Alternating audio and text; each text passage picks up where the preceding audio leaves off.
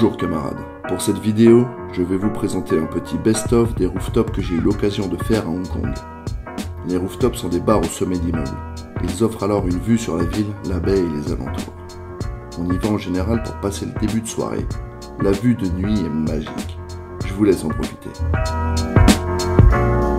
Le Hue est plus un restaurant qu'un bar. La vue sur la baie est large et n'étant pas très haut, on profite des détails du paysage. Du Convention Center à gauche, à la baie de Kowloon en face. On est venu profiter d'un happy hour bien mérité, et leurs brochettes de burgers sont vraiment nickel.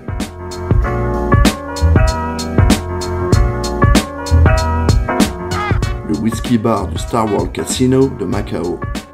On y est passé avant notre folle nuit de dépenses. On a la vue sur le Grand Lisboa à gauche, ancien casino, et reconnaissable à son architecture étonnante. Nous sommes ici qu'au 16e étage, ce qui laisse au-dessus de nous les néons du casino nous éclairer.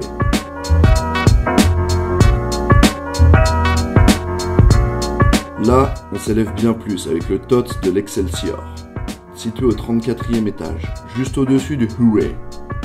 Les détails du paysage s'effacent. Par contre, la vue haute sur les gratte-ciels lointains vend vraiment du rêve.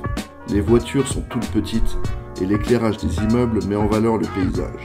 Prenez un verre ici et vous y resterez plusieurs heures pour tout admirer. Le Sugar Bar offre une vue très large sur la baie de Victoria. Entouré par beaucoup d'immeubles d'habitation, l'éclairage ambiant est plutôt jaune et uniforme. Ici, nous sommes au 32e étage et les bruits de la ville sont lointains. Les cocktails en plus sont peu chers par rapport au prochain rooftop. Alors forcément, quand nous sommes venus, on est resté un bon moment.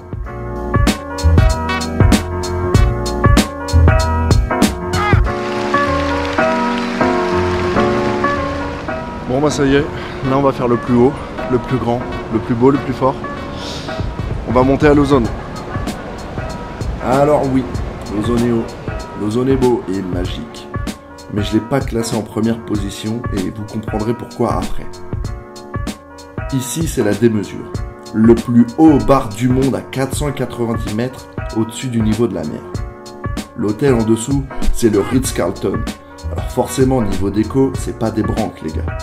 Ambiance futuriste, design, bleu électrique et toilettes en marbre s'il vous plaît. La vue est folle, mais pour y accéder, il faudra se frayer un chemin parmi les riches clients qui remarqueront que votre chemise ne coûte que 150 €. Les cocktails sont à la mesure du lieu, mais leur prix aussi. Celui-là, par exemple, nous a coûté environ 60 €. Le lieu est fou, génial, presque inconcevable.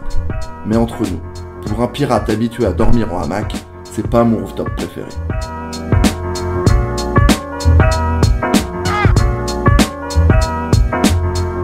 Et voilà, nous y sommes, au 32e étage, mon rooftop préféré. Le Wolo Molo. Situé en plein centre de Causeway Bay, nous sommes entourés des gratte-ciels de la ville. Évidemment, le tout illuminé comme il se doit. La vue fait presque 270 degrés et s'étend jusque de l'autre côté de la baie.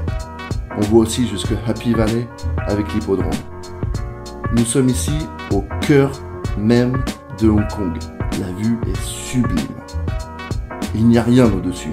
C'est véritablement le toit de l'immeuble. Nous sommes revenus plusieurs fois tellement le lieu reste en tête.